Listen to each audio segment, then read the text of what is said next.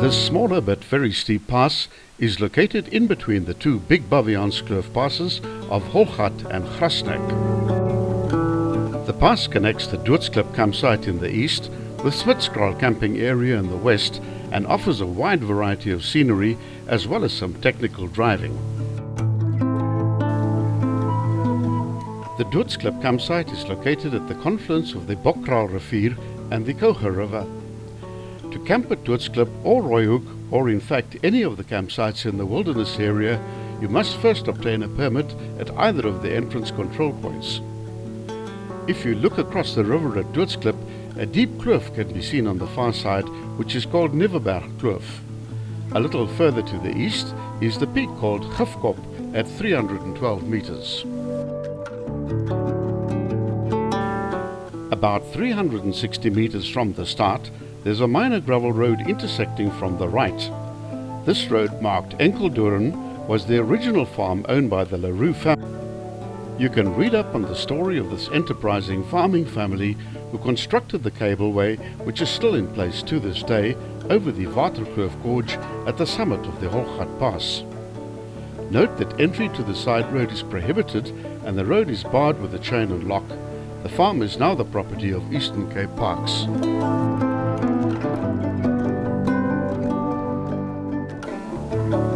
The original farm, known as Lemontaine, which translates into Orange Grove, legend has it that certain individuals died under strange circumstances at the site, hence the present-day name of Doodsklip. The area was extensively farmed up until 1970. The Great Flood of 1971 and buyout initiatives by the state related to the construction of the Koga Dam put an end to active farming in the area. Starting from the Doodsklip campsite, the road begins climbing immediately, heading more towards the northwest and away from the Koga River while skirting the tall mountain to the south.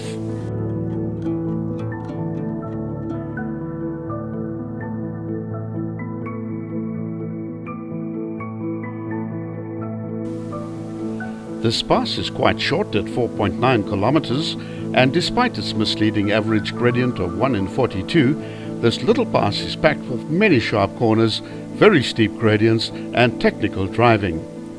On the flip side, it offers fabulous scenery with several river crossings before, during and after the pass.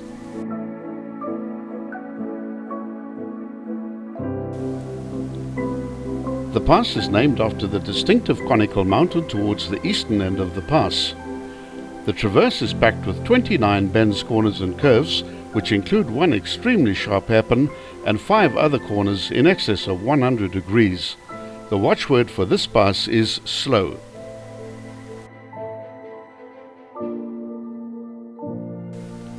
Between the western end of the Langkop Pass and the eastern end of the Grasnek Pass, the river crossing at Smithscrow has to be negotiated. This is one of the trickiest river crossings of the entire Baviaanskloof, and even in dry weather cycles there is a fair amount of water in this crossing. High banks of reeds embrace the road on both sides, reducing visibility to only a small section ahead. If you're traveling the kloof from east to west, you will be driving up current. This will make the bow wave that your vehicle creates considerably higher and might swamp the engine bay. It's important to have reserve power when you need it. First gear will also prevent you from driving too fast. There are a number of sharp bends to deal with during this first climb, which culminates in a short, very steep section which appears to be the summit, but in fact it is a false summit, which is reached at the 1.2 kilometer mark at an altitude of 264 meters.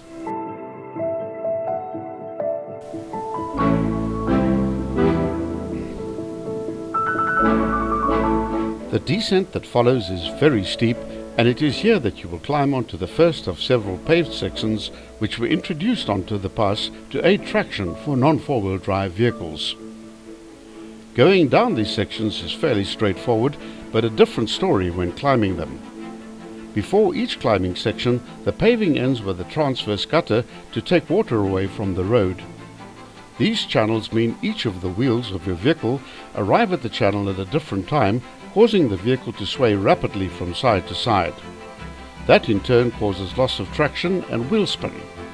For 4x4 vehicles, it's best to drive these sections in low range and cross the channel slowly.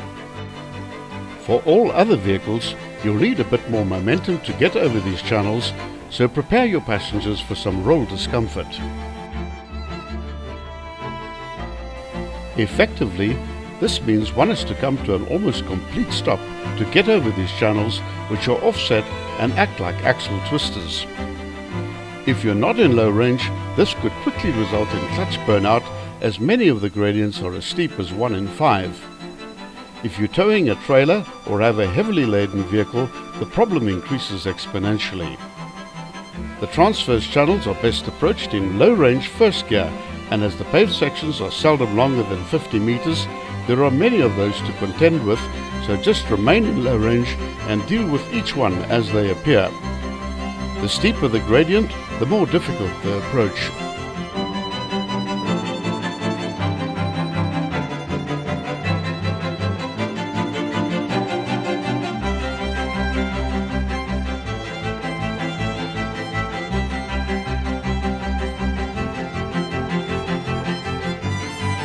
The road descends very steeply through half a dozen easy bends to the next river crossing, offering beautiful views to the south and west.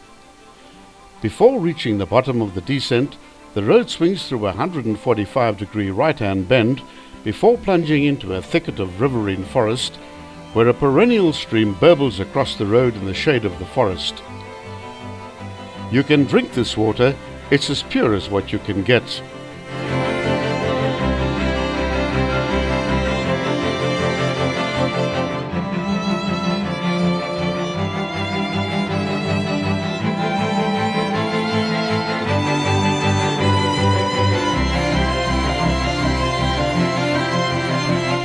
The crossing of the stream is not deep, but involves a hairpin bend of 180 degrees.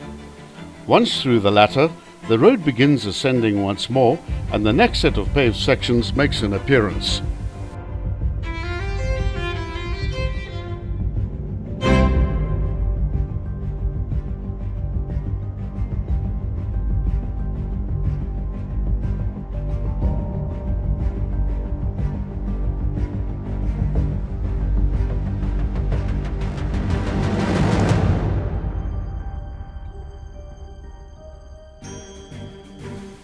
At the 2.2 kilometer mark, the road swings away into the west and begins a long straight climb punctuated with amazing scenery.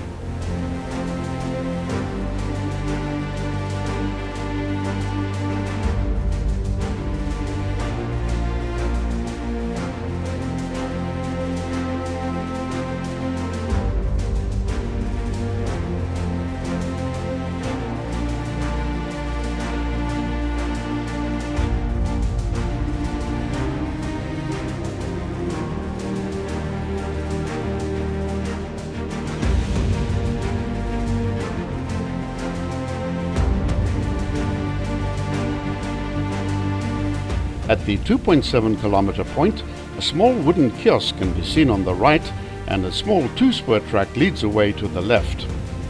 This goes to the Rooikloof campsite. If the kiosk is unmanned, it means the campsite is temporarily closed and there will be a locked chain across the two-spur track. The Rooikloof Wilderness camping site sports a natural pool in the river, fringed by an expansive stretch of white sandy beach. The pool was named after the patron of the area, Dr. Alan Hydrant. The setting sun bathes the sheer rock walls in a warm red glow, giving the area its name. This area offers excellent opportunities for hiking, serving as an important trailhead for the Gurner and Bergplaats wilderness areas. The Koga River Canyon can also be explored from here, which eventually exits at the Riverside Development Area in the Langkop. On the right, a deep gorge can be seen slicing through the Baviaanskloof range. This is the Grootvaderskloof.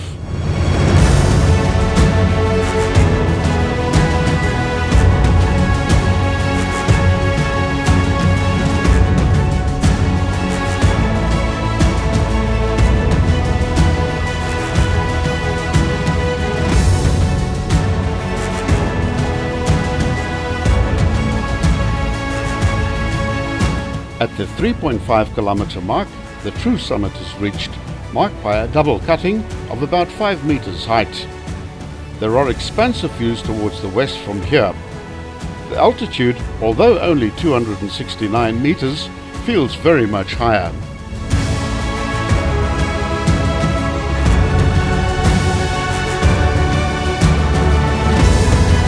The road now descends steeply into the first side ravine, where more paved sections are found and where a few very sharp bends await as the road changes heading into the southwest and loses altitude quickly.